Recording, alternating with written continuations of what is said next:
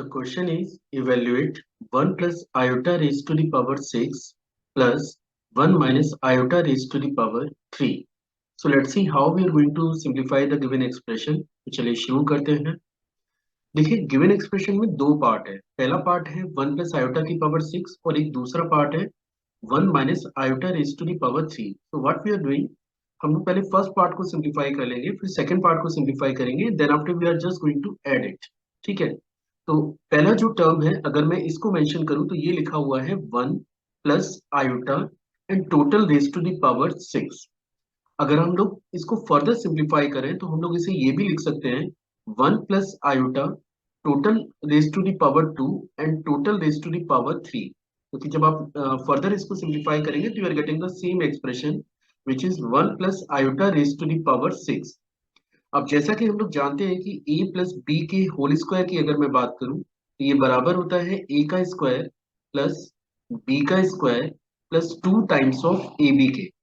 और अगर मैं यहाँ पे ये ब्रैकेट के अंदर वाले एक्सप्रेशन को सिंप्लीफाई करूं तो आप देख सकते हैं कि अगर मैं यहाँ पे a प्लस बी के होल स्क्वायर को अप्लाई करूं तो फर्स्ट टर्म बनेगा 1 का स्क्वायर, सेकेंड टर्म बनेगा आयोटा का स्क्वायर, थर्ड टर्म बनेगा 2 into 1 into iota, this is the expression, और total raise to the power 3। अपन इसको ऐसा लिख सकते हैं। In the next step this will become 1 का स्क्वायर आपका 1 होता है, आयोटा के स्क्वायर की बात करें डेट इज और -1, और ये टर्म आपका बनेगा 2 आयोटा और total raise to the power 3।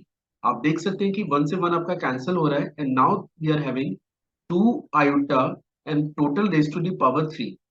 अब जैसा कि आप जानते हैं कि 2 आयोटा की पावर 3 को अगर मैं फर्दर सिंप्लीफाई करूं तो ये बनेगा 8 और ये आपका आयोटा की पावर 3।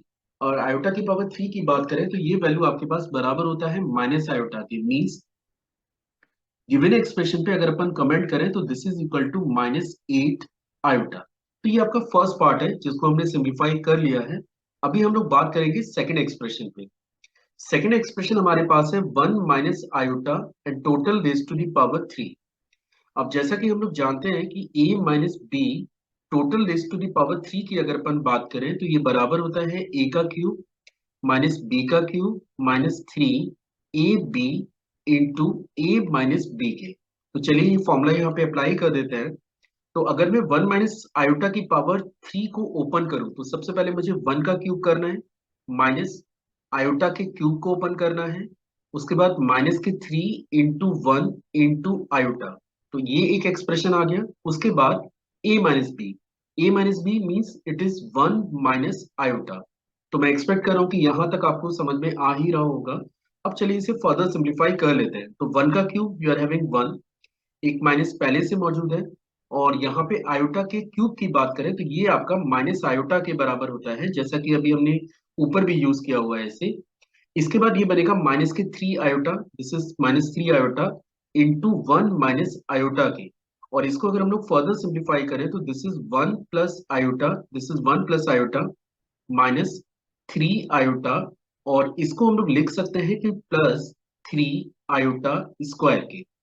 आप देख सकते हैं कि अगर मैं इसे फर्दर सिंप्लीफाई करूं तो पहला टर्म आपका 1 है, आयोटा माइनस 3 आयोटा, इसे आप -2 आयोटा लिख सकते हैं, और आयोटा स्क्वायर की वैल्यू -1 के बराबर होता है। अगर आप आयोटा स्क्वायर की बात करें दिस इज इक्वल टू -1, तो ये बन जाता है -3। मीन्स आप इसे लिख सकते हैं -2 आयोटा के। तो आप देख सकते हैं कि मैंने दोनों एक्सप्रेशंस को सिंप्लीफाई कर लिया है। फर्स्ट टर्म आपके पास था -8 आयोटा, फर्स्ट टर्म आपके पास -8 आयोटा था जो कि 1 प्लस आयोटा की पावर 6 की वैल्यू है। तो 1 प्लस आयोटा की पावर 6 ये फर्स्ट टर्म था। सेकेंड टर्म हमारे पास था 1 minus iota raise to the power 3, this is 1 minus iota raise to the power 3। और अभी अभी हमने सिंप्लीफाई किया है फर्स्ट टर्म विच इज और -8 आयोटा, ये आपका -8 आयोटा के इक्वल है, और ये टर्म है -2 आयोटा के।